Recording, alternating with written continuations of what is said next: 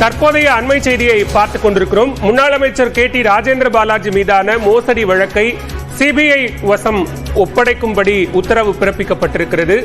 முன்னாள் அமைச்சர் KT ராஜேந்திர பாலாஜி மீதான மோசடி வழக்கை சிபிஐ விசாரிக்கலாம் என்றும், எனவே வழக்கை சிபிஐ வசம் ஒப்படைக்கும்படி தற்போது நீதிமன்றம் உத்தரவு பிறப்பித்திருக்கிறது. அண்மை செய்தியாக பார்த்துக் கொண்டிருக்கிறோம்.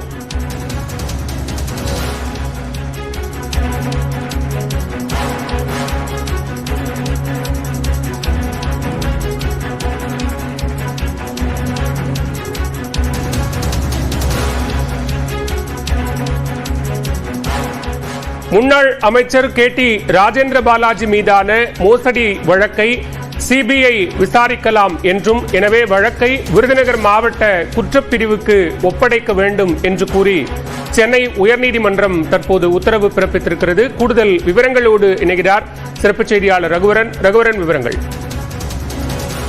தற்போது சென்னை உயர்நீதிமன்றம் ஒரு பரபரப்பு தீர்ப்பு ஒன்றை வெளியிட்டிருக்கிறது. முந்தைய அதிமுக ராஜேந்திர பாலாஜி ஆவி நிறுவனத்தின் மூலமாக வேலை வாங்கி தருவதாக கூறி அதிமுக பிரமுகர் விஜய நல்லதம்பி என்பவர் மூலமாக 30 லட்சம் ரூபாய் பணம் பெற்றதாக குற்றச்சாட்டு. இந்த குற்றச்சாட்டில் பாத்தீங்கன்னா கூறியபடி வேலை வாங்கி தராததன் காரணமாக ராஜேந்திர பாலாஜி, விஜய நல்லதம்பி உள்ளிட்டோருக்கு எதிராக இந்த வழக்கானது பதியப்பட்டது. ரவீந்திரன் என்பவர் கொடுத்த புகாரின் அடிப்படையில் அந்த வழக்கு விசாரணை கடந்த 2021ஆம் ஆண்டு முதல் நடந்து வந்த நிலையில் இதில் ராஜேந்திர பாலாஜி முன்னாள் அமைச்சராக இருந்தவர். அவர் அரசியல் இன்ஃபுளுன்ஸை பயன்படுத்துறதுனால குற்றப்பத்திரிகை தாக்கல் செய்வதில் தாமதப்படுத்துகிறார்கள், எனக்கு அந்த நியாயம் கிடைக்க மாட்டது அப்படின்னு புகார்தாரர் தரப்பில் மேல்முறையீடானது சென்னை உயர்நீதிமன்றத்தில் வழக்காக பதியப்பட்டது. அந்த வழக்கு விசாரணை மேற்கொண்ட நீதிமன்றமானது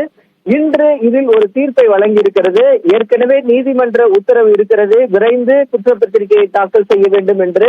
ஆனால் விரைந்து நீதிமன்ற உத்தரவை மேற்கொள்ளாமல் இந்த குற்றப்பத்திரிகையும் தாக்கல் செய்யாமல் தாமதப்படுத்துவதனால் காவல்துறையினருக்கு நிறைய பணிகள் இருக்கும். அதனால் இந்த வழக்கை சிபிஐக்கு மாற்றுவதாகவும் ஒப்படைக்கும்படியும் நீதிபதி அவர்கள் தற்போது இந்த உத்தரவை பிறப்பித்திருக்கிறார்கள். விவரங்களுக்கு நன்றி ரகுவரன்.